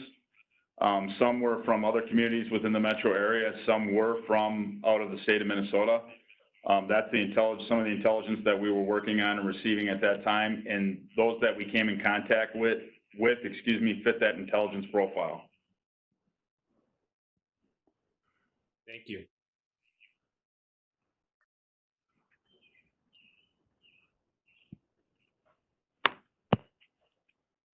This is Mayor Regan Gonzalez. I would just also like to say thank you to all of your staff and to you, Chief, for I know how much you all have been working around the clock on the last week, and I know our fire has as well.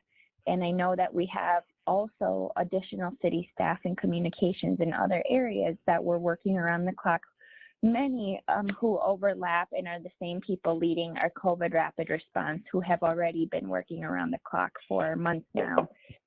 So thank you for all of your leadership, specifically to Chief, but also to all of those people who have been kind of on the front lines of both. And if you could please share that with your staff as well. And then also, we have been getting a lot of requests and asks for a call to action in the city of Richfield. We have been seeing this across the Twin Cities and across the country. And, I guess one thing I'd just like to say to our residents is, I as mayor, and I know our council members as well, and our staff are committed to continuing to work together with our community to make sure that the city that we live in is equitable and is inclusive, and that we find these community-based solutions together. And it is going to take all of us doing this work. So I want to reinforce that and let people know that that is a huge priority of ours moving forward, because what we're facing is just compounded issues and that are systemic that we need to work together to address. So I do want to share that commitment.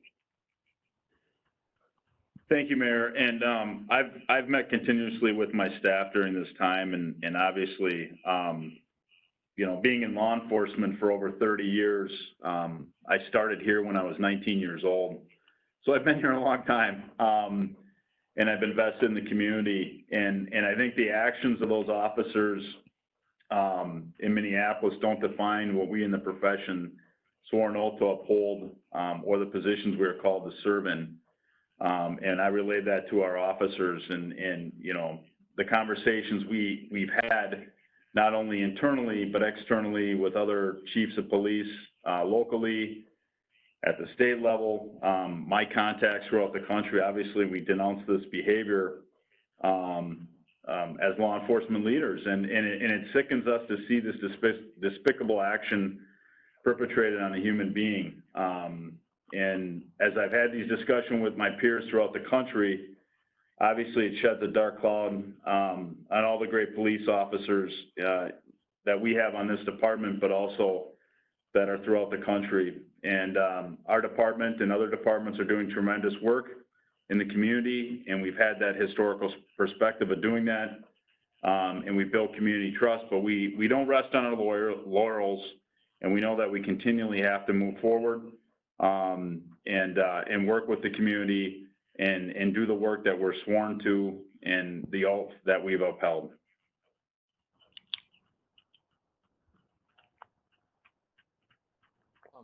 Councilmember Whalen here. I just wanted to say, even before that most recent comment, but I do really appreciate that sentiment, that message, and just in general was going to say I think I'm still processing the numbers of just how much of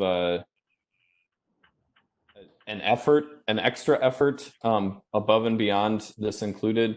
But I was greatly appreciative, and I know the residents are greatly appreciative that I think there's there's a temptation when things get that busy to get so focused on just doing the work. But the fact that you did that and made sure to keep communicating to the community what's happening, what role they can play, reassuring messages, and just factual information. I know there are a lot of rumors flying around too. So I really appreciate the, like you said, the team effort to make sure that not only is the work getting done, but that communication's happening and that everyone knows in relatively real time kind of how things are going. And again, the reassuring messages to residents about the safety in our community were greatly appreciated. So thank you to Chief and to Katie and to Neil and everyone, and Maria and everyone who played a role in getting the communication out even while we're responding and doing the work. Thank you. Mayor? Councilmember Garcia. Yes, I have received, and I don't know how many calls you all have received, but I have received at least 6 calls, and they all are talking in the same vein. And I will pass the numbers that I do have to Chief Henthorn. But these are very, you know, everybody's talking about, you know, this has been really tough with that COVID-19. It has been miserable, depressing, and just as stressful as can be. But having said that, let me tell you that some people have called me and included these 6 individuals. And one of them I referred to Councilmember Whalen's because it's one of his constituents. But the thing is, the residents that I talk to are very, very concerned, because although we get all of this, we get so much information about the COVID, and we get so much information about what's happened. The real fact is that we are ignoring the fact that excuse me, that George Floyd was killed. He was murdered in Minnesota streets. And that is abhorrent to anything that I can think of, to our democracy, to our Constitution, to our common sense, to our well-being, and to, you know, to everything that we stand for as a nation and as a community. And we have to get information like that directly in, you know, sometimes we write things and we explain things and we do it in a long, exhausting format.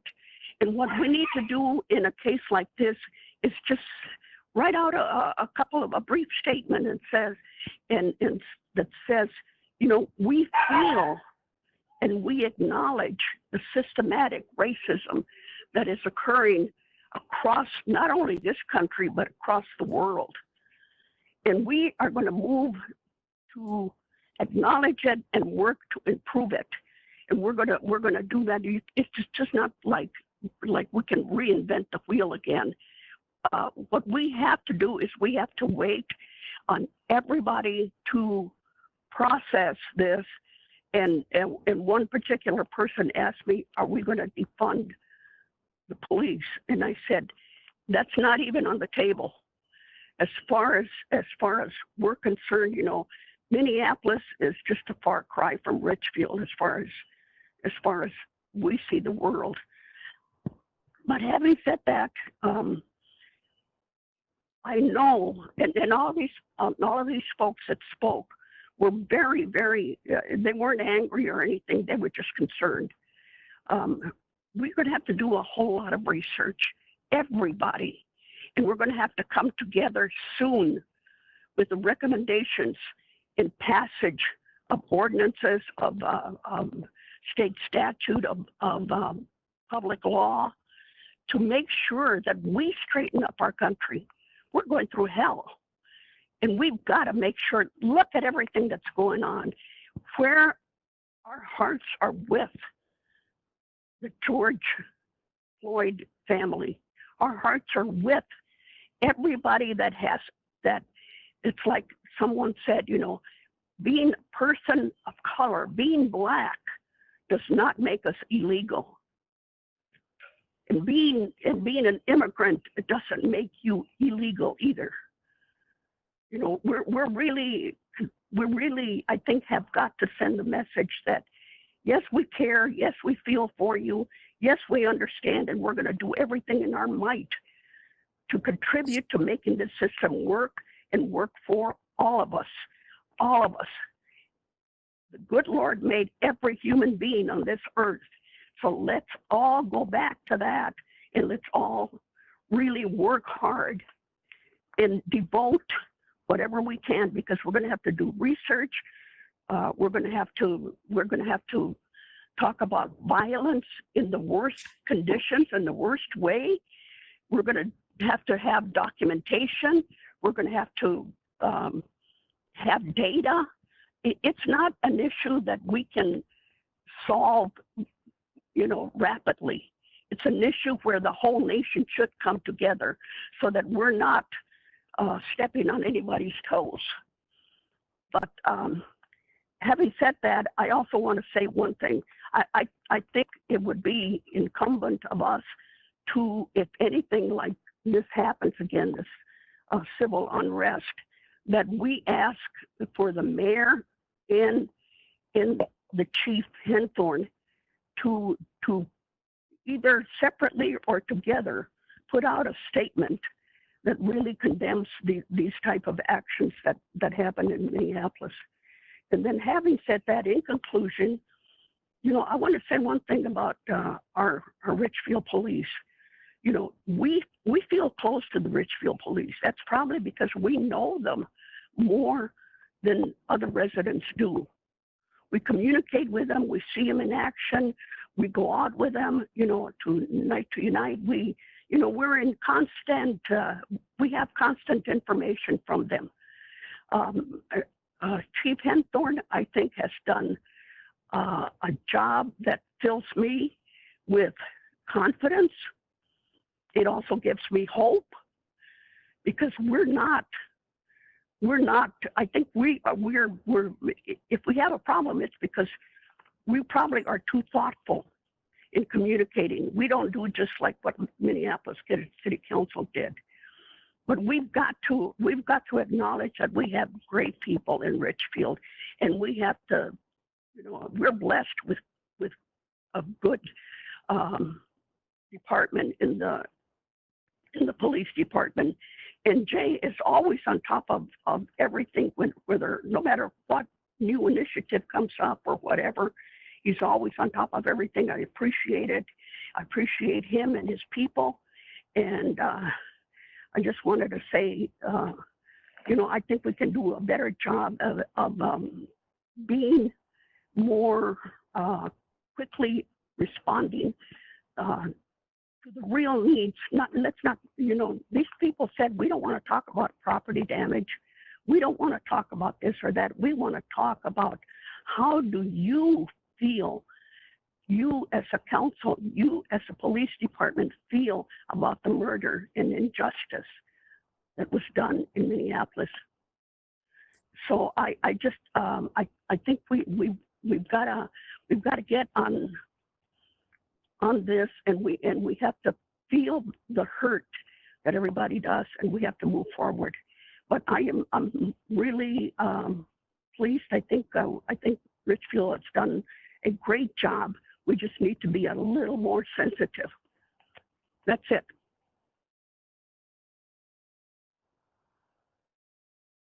I appreciate what. Sorry, Mayor. No, go ahead. Councilmember Troutman, sorry, go ahead, and then Councilmember Supple. Thank you, Councilmember Garcia. I think you said so many things that that I agree with, and I appreciate that you said them. I also appreciate Chief Enthorn. You're speaking directly to the death of George Floyd, and expressing your feelings and the feelings of your officers as well. And this is devastating, not just for Minneapolis or Richfield, but for our whole country. And but I think it's also fair to recognize that when incidents like this happen, whether it's here in Richfield or here in Minneapolis, that people of color feel them differently, and it just creates a different level of anxiety and fear that is not just restricted to one person, but proliferates our whole community. And we see that in George Floyd, in his death. But I think, like Councilmember Garcia said, you know, how we have that conversation, you know, is more public, is more urgent, and is more critical than ever. And I appreciate you speaking to it directly. And I know this is not the beginning, but this is an ongoing conversation that not just Richfield, but every city is going to continue to have here in the coming not just years, but weeks and months. And I appreciate your coming to the table, and in the midst of all this, and I said this before, but I'll say it again, just the extraordinary work that all our officers did over this last week, and going without a lot of sleep, and doing great work and keeping the peace and keeping it peacefully, and the extraordinary amount of calls for service, and what's personally, you know, really upsetting to me is, like you pointed out, a lot of these folks are not even from the state of Minnesota, and almost none of them, or very few of them, were from Richfield, and so that really grateful for that. Now, Mayor, in order to move this along, keep in mind that these people did not criticize our Richfield police. These people criticized our leadership and the fact that we need to be upfront, because we're insiders to what happens in the city. We're insiders. We get a hell of a lot of more information than anybody else does. So all these folks were saying is, please, you know, provide where you stand on that particular issue. This issue with George Floyd is universal. It's happening everywhere. Let's just not say that that we're going to fix it soon and we're all going to do this and we're all going to do that.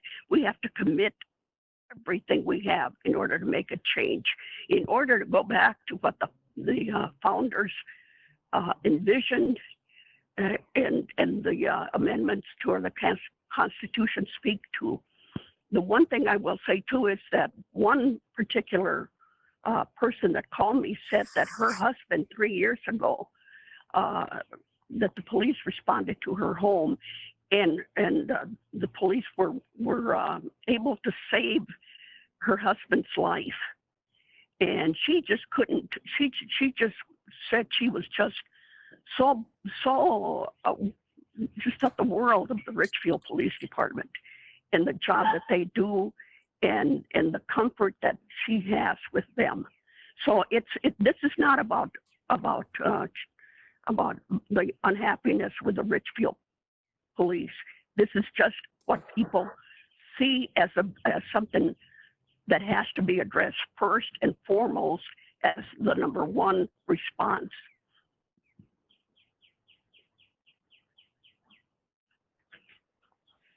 Councilmember Sepple. First of all, I would like to say that I really appreciate my colleagues' comments, because I do think this is something that we need to work on. It's going to take a lot of work. We're going to need to listen to people, and we're going to have to go outside of our comfort zone. And I'm committed to doing that work. And I think as a community, it's something that's very, very, very important. We need to keep that central to our conversation, and that we do need to do this work to end systemic racism, because we cannot continue the way that we are going. Also, I do want to say thank you to all the staff and the team and all the residents and everybody who work together to keep our community safe. And thank you, everybody.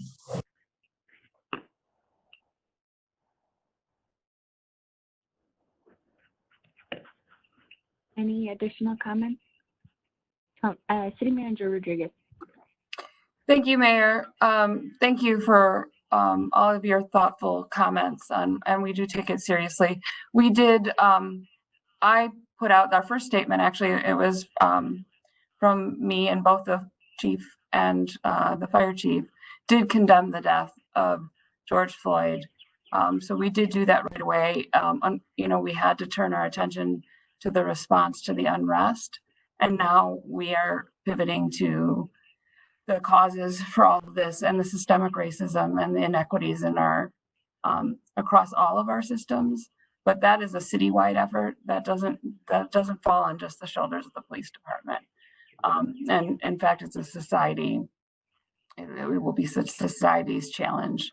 And so we have been talking to our staff about that. We had a lunchroom chat with all of our staff today, and Chief joined us, as well as the fire chief, Kiewicz, and that was one of the things that we talked about.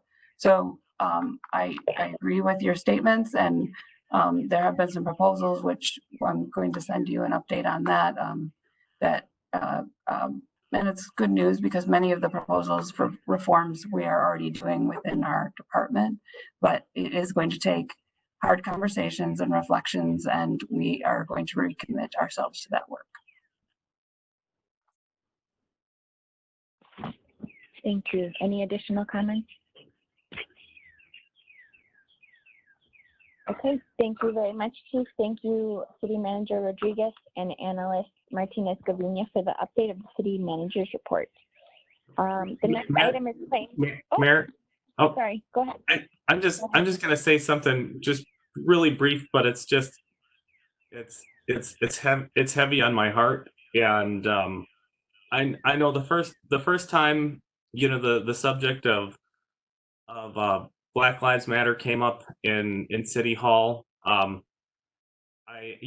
shared two things. One, that folks that came and were upset, I said, this is the people's house and you're welcome anytime. And then I also said, that I was incredibly grateful for our Richfield police that had protected my family for 3 generations. And I thought, and I didn't realize until I got the feedback from all sides just how volatile it is to say any of those things.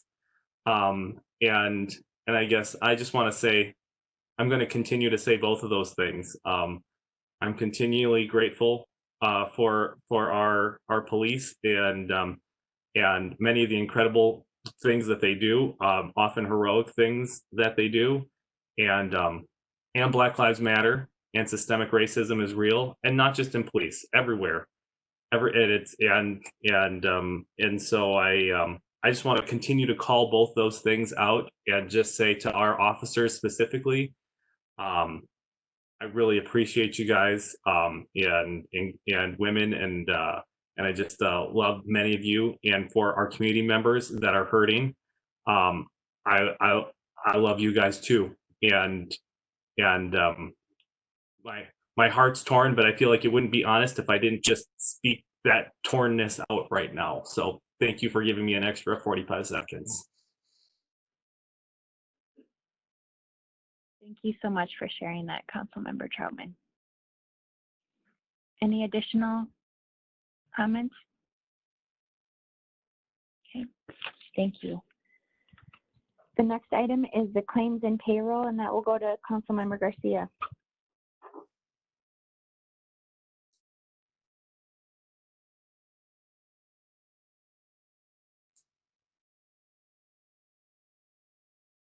You're on mute, Councilmember Garcia. Do you want to unmute? Oh, I am? Oh, I'm sorry. Wait a minute. Nope, you're good. You're good now. We can hear you. Oh, okay. Okay. So I move claims and payroll. Councilmember Whalen, I'll second. Claims and payroll has been moved by Councilmember Garcia and seconded by Councilmember Whalen. Analyst Martinez Gavinia, could you please take the roll call vote? Mayor Reagan Gonzalez. Aye. Councilmember Supple. Aye. Councilmember Trotman. Aye. Councilmember Garcia. Aye. Councilmember Whalen. Aye. We have 5 ayes.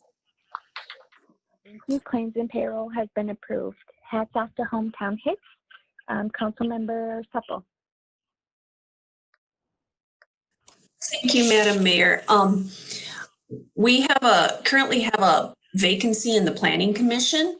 And if you're interested in serving on the Planning Commission, we're taking applications through June 22nd. If you go on the city website to the section on city government and then go to commissions and boards, and then there's a link towards the bottom where you can apply, and you click on that and then go to the bottom of that, and there's the adult application. The other thing you can do is you can contact administrative analyst Blanca Martinez Gavinia, because she's the person that you can get the application from. So if you can send executive analyst Martinez Gavinia your application by June 22nd, that would be fabulous, because we need need another person for the Planning Commission. In the other hats off that I would like to do is, as Councilmember Garcia mentioned, we've been receiving lots of input and feedback from community members, and they've been contacting the council members about issues of concern. And I just want to thank everybody for doing that, because it is so, so important for you to reach out and give us your thoughts and your reflections on things. Tomorrow, there's going to be a council and staff goal planning session where we're going to talk about our current priorities for next year's budget. And so this is a really good time for people to be telling us what those priorities are and what they want us to spend city resources on. So please continue contacting your council members, and please let us know what you think. So thank you, everybody.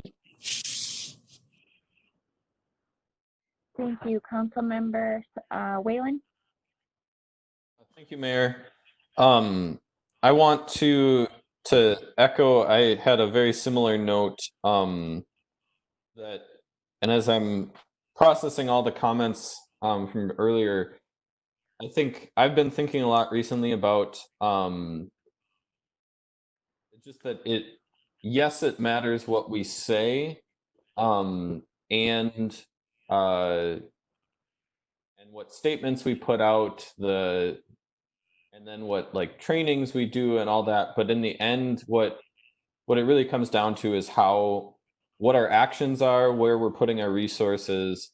And so I do really encourage residents to tune in tomorrow at 4 p.m. If you want to watch the council meeting, where we'll be talking about budget and priorities, and certainly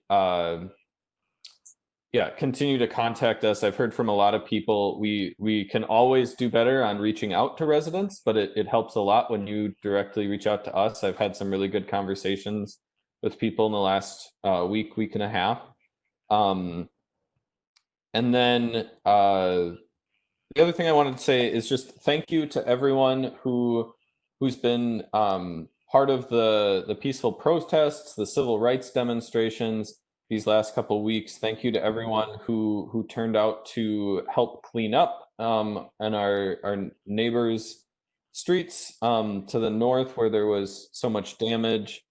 Thank you to everyone who's helping make sure that people who don't have stores to go to have supplies and food.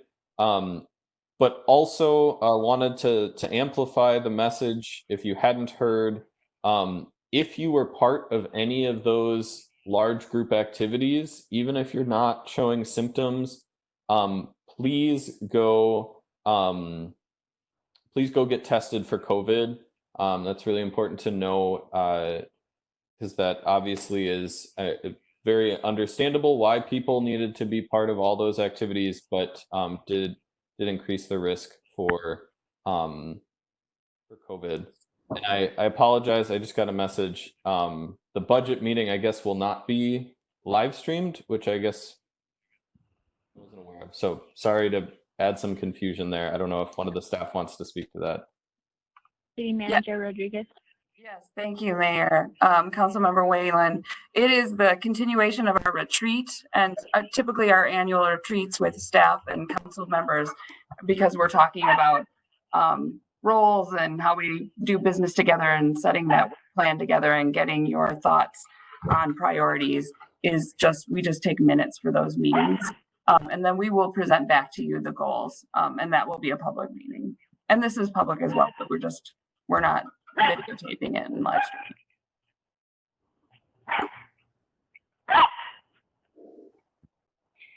streaming. Councilmember Troutman.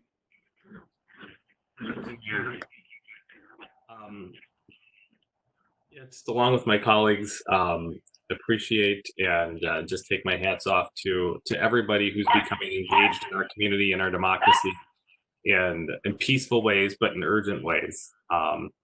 And on a practical and a lighter note for families, just a reminder that our Parks and Rec program is still active, even though it's social distancing, and every day there's a different theme for families to get involved. And so whether it's Science Mondays or Learn and Move Tuesdays, there are a lot of opportunities for people to still be engaged in activities, even while they're in their homes. So I just wanted to let families know that as they're watching, there's still resources available to them throughout the summer here. Thank you, Councilmember Troutman. Councilmember Garcia. Mayor, I just one item. I just heard that former Hennepin County attorney Tom Johnson passed away, and a lot of you probably don't know Tom Johnson, but he was a community type of Hennepin County attorney. He worked very closely with folk, regular people. He valued the constituents that he met at whatever event he was in, because that's the only way he felt that he could hear what was really going on. So he was an honorable, respectable, just a terrific Hennepin County attorney, and so I offer my condolences to his family. That's it. Thank you. Thank you, Councilmember Garcia. And I'd just like to echo some of the sentiment that folks have been saying, and just give my hats off to our entire community, all of our residents, our staff, the council members, our families, our schools. This is a bone-shaking moment. I don't even know how to explain how it feels. This watershed moment that we are experiencing in our history as a city and as a nation and as a world.